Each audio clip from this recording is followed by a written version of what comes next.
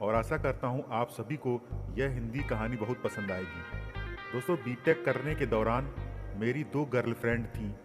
उन दोनों के साथ मेरे संबंध भी थे, लेकिन अब उनकी शादी हो चुकी है, तो अब उनसे मेरा रिलेशन भी खत्म हो गया है। पर मुझे तो प्यार की भूख अब भी लगी हुई थी। दरअसल बात कुछ दिनों पहले की ही है। हमने जयपुर में एक नया घर लिया था। हमें उसमें रहते हुए 5 महीने हो गए थे। मेरे घर के पास बहुत खूबसूरत लड़कियां भी रहती थीं, पर वो दिखती ही बहुत कम थी। उनमें से कोई जॉब करती थी तो कोई पढ़ाई करती थी, पर थी सब बिल्कुल मस्त माल। उनमें से मुझे जो सबसे ज़्यादा पसंद थी वो थी पूजा। पूजा मेरे घर के सामने ही रहती थी। वो मुझे शुरू से ही पसंद थी। वो कॉलेज में पढ़ती थी। सच में तो वो कयामत लगती थी। एक बार उसे देख लो तो बस देखते ही रह जाओ। उसका शरीर बहुत आकर्षक था। उसके अंदर सबसे अच्छे मुझे उसके उभार लगते थे। कई बार मैं उसे अपने घर की छत पर जा जाकर देखा करता था और उससे बात करने का मौका ढूंढा करता था। मेरे घर में भी सब रहते थे और उसके घर में भी, तो उससे बात कर पाना मुश्किल हो रही थी। आखिर एक दिन मौका मिल ही गया। हुआ यूं कि पूजा और उसकी भाभी मार्केट जाकर आए थे और उनका कुछ सामान बाजार में ही छूट गया था। वो मेरी मम्मी के पास आई और मेरे लिए बोली, आप अपने लड़के को भेज दीजिएगा, हमारा कुछ सामान छूट गया है, वो सामान लेकर आना है। अभी हमारे घर में कोई भी नहीं है जो बाइक चला सके। मम्मी ने मुझसे कहा तो मैं तैयार था। पहले तो मुझे लगा कि सिर्फ पूजा की भाभी ही मेरे साथ बाइक पर जाएंगी, लेकिन जैसे ही मैंने बाइक स्टार्ट की वैसे ही पूजा मेरे पीछे आकर बैठ गई। मुझे तो सच में यकीन ही नहीं हो रहा था कि मेरे साथ बाइक पर पूजा बैठी है।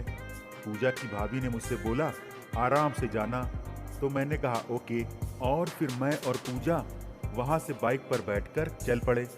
वो पहले तो मुझसे थोड़ा दूर बैठी थी और फिर जैसे ही मैंने ब्रेक लगाए वैसे ही उसने अपने हाथ मुझ पर रख दिए। सच बताऊं तो मेरे लिए वो पल एक बहुत अच्छा एहसास वाला था। अब मैंने उससे पूछा, अभी आप क्या कर रही हो? तो उसने बताया कि मैं बीएड कर रही हूँ। मैंने कहा, मास्टरनी बनना है? उसने मुझसे पूछा तो मैंने बताया, अभी मैंने बीटेक पूरी की है और जॉब कर रहा हूँ। उसने पूछा, पहले आप कहाँ रहते थे? तो मैंने बताया, मैं 4 साल हॉस्टल में रहा हूँ। फिर ऐसे ही बातें चलती रहीं और हम मार्केट पहुँच गए। उसने वहाँ से वो सामान लिया और मुझसे कहा कि मुझे कुछ और भी लेना है, आप बाइक को साइड में लगाकर मेरे साथ ही आ जाओ। और फिर वो एक रेडीमेड कपड़े की शॉप पर गई। मैं बाहर ही खड़ा होकर सब देख रहा था कि वो क्या ले रही है। उसने अंदरूनी पहनने वाले कपड़े लिए जो कि ब्लैक कलर के थे। जब वो कपड़े ले रही थी तो मैंने उसे देख लिया था और उसने मुझे भी देखा था। फिर वो मेरे पास आई और चलने के लिए कहा, तो मैंने उससे कहा, चलो गोलगप्पे खाते हैं। वो मान गई और हम खाने चले गए। मैंने उससे कहा, आप व्हाट्सएप यूज करती हो? तो उसने कहा, हाँ करती हूँ। मैंने उससे नंबर ले लिया। उसने इनकार भी नहीं किया। फिर हम अपने घर आ गए। मैं पूरे रास्ते में ब्रेक लगाता रहा और इससे मुझे उसके उभारों का स्पर्श मिलता रहा।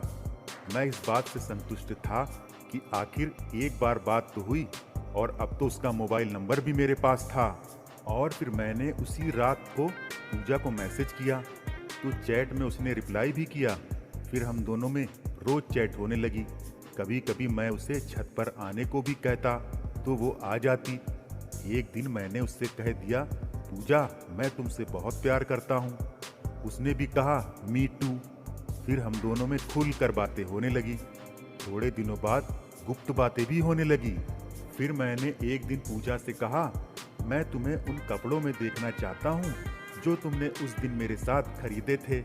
उसने पहले तो मना किया, पर फिर मेरी रिक्वेस्ट करने पर उसने बाथरूम में जाकर मेरे लिए 2 फोटो लिए और मुझे सेंड कर दिए। वो उन अंदरूनी कपड़ों के जोड़े में बहुत ही उत्तेजक लग रही थी। अब वो और मैं दोनों अकेले में मिलने की तरकीब सोचने लगे।